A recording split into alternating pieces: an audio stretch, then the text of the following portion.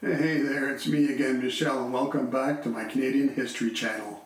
Today's episode, the October FLQ crisis, will be about the crisis that unfolded in Montreal in 1970 and resulted in the death of Pierre Laporte, the then provincial Labour Minister. Okay, let's jump right in with an overall summary first. The October crisis was a chain of political events that started in October 1970 when members of the Front de Libération du Québec, the FLQ, kidnapped the Quebec provincial Labour Minister Pierre Laporte and British Trade Commissioner James Cross. These events saw Prime Minister Pierre Trudeau invoking the War Measures Act for the first time in Canadian history during peacetime. The Premier of Quebec, Robert Bourassa, and the Mayor of Montreal, Jean Drapeau, supported Trudeau's invocation of the War Measures Act, which limited civil liberties and granted the police far-reaching powers, allowing them to arrest and detain 497 people. The government of Quebec also requested military aid to support the civil authorities, with the Canadian forces being deployed throughout Quebec.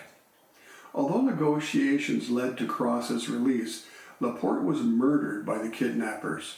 The crisis ended on December 28, 1970, and a small number of FLQ members were later granted refuge in Cuba. After the crisis, movements that pushed for electoral votes as a means to attain autonomy and independence grew stronger. At the time, support also grew for the sovereigntist political party known as the Parti Québécois, which would later form the provincial government in 1976. Now for some details. Who were the FLQ? The Front de Libération du Québec, the FLQ, was a militant Quebec separatist group aimed at establishing an independent and socialist Quebec through violent means. It was considered a terrorist group by the Canadian government.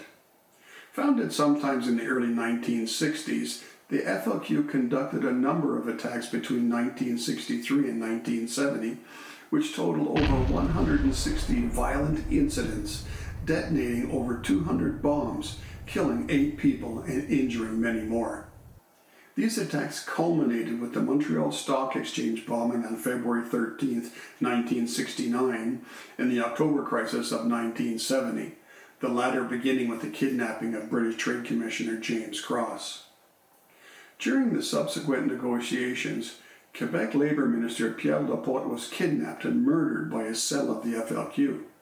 Public outcry and a federal crackdown subsequently ended the crisis and resulted in a drastic loss of support for the FLQ, with a small number of FLQ members being granted refuge in Cuba. Now for a more detailed timeline of the events of October 1970. October 5th, Montreal. 2 members of the Liberation Cell of the FLQ kidnapped British diplomat James Cross from his home. October 8th. As per Cross's ransom demands, the FLQ manifesto is broadcast in all French and English-speaking media outlets in Quebec. October 10th, Montreal. Members of the FLQ Chenier Cell approached the home of the Quebec Minister of Labour, Pierre Laporte, while he's playing football with his nephew on his front lawn and kidnap him. October 11th, the CBC broadcasts a letter from captivity from Pierre Laporte to the Premier of Quebec, Robert Bourassa. October 12th, General Gilles Turcotte sends troops from the Royal 22nd Regiment to guard federal property in the Montreal region by request of the federal government. Lawyer Robert Lemieux is appointed by the FLQ to negotiate the release of James Cross and Pierre Laporte. October 14th, 16 prominent Quebec personalities, including René Lévesque and Claude Ryan, call for negotiating the exchange of the 2 hostages for the political prisoners. October 15th, the government of Quebec formally requests the intervention of the Canadian Army in aid of the civil power pursuant to the National Defence Act.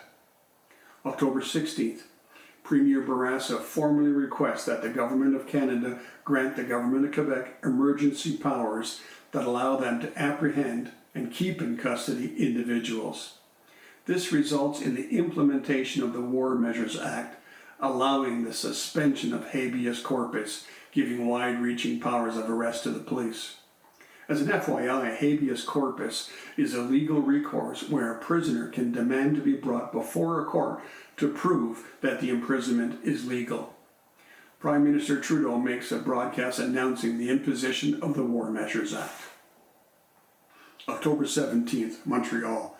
The Chenier cell of the FLQ announces that hostage Pierre Laporte has been executed.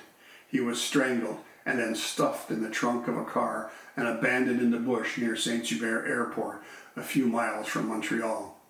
In another communiqué issued by the Liberation Cell holding James Cross, his kidnappers declare that they are suspending indefinitely the death sentence against him, but they will not release him until their demands are met. But Cross would be executed if the fascist police discover them and attempt to intervene. The demands they make are the publication of the FLQ manifesto, the release of 23 political prisoners, an airplane to take them to either Cuba or Algeria, the rehiring of the guys from La Palme, who were a group of 450 truckers from the Laporte company from whom the federal government withdrew a major postal transport contract, a voluntary tax of $500,000 to be loaded aboard the plane prior to departure, and the name of the informer who had sold out the FLQ activist earlier in the year. October 18th. While denouncing the acts of subversion and terrorism, columnist, politician, and future Premier of Quebec René Lévesque criticizes the War Measures Act. November 6th. Police raid the hiding place of the FLQ's Chenier cell. Although 3 members escaped the raid, Bernard Laporte is arrested and charged with the kidnapping and murder of Pierre Laporte. December 3rd, Montreal. After being held hostage for 62 days, kidnapped British Trade Commissioner James Cross is released by the FLQ Liberation Cell after negotiations between lawyers Bernard Mergler and Robert Demers. Simultaneously, 5 known kidnappers, Marc Charbonneau, Yves Langlois, Jacques Langteau, Jacques Cossette Trudel and his wife Louise Langteau, are granted safe passage to Cuba by the Government of Canada after approval by Fidel Castro. They are flown to Cuba by a Canadian Forces aircraft. December 23rd, Prime Minister Pierre Trudeau announces that all troops stationed in Quebec will be withdrawn by January 5, 1971. December 28th, St. Luc. The 3 members of the Chenier cell still at large, Paul Rose, Jacques Rose, and Francis Simard, are arrested after being found hiding in a tunnel in a rural farming community. They would later be charged with the kidnapping and murder of Pierre Laporte. 12 years later, by 1982, all the convicted participants had been paroled, and all of those sent to Cuba had returned to Canada, some completing short sentences in Canada. Well, that's it for this amazing and terrifying story behind the 1972 FLQ crisis in Quebec.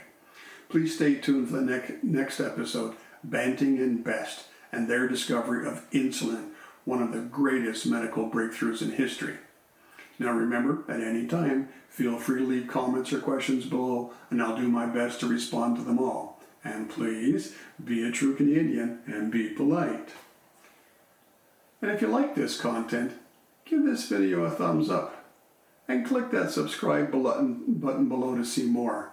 And remember, hit the bell if you'd like to be notified of any new content. Thanks everyone, and have a great day.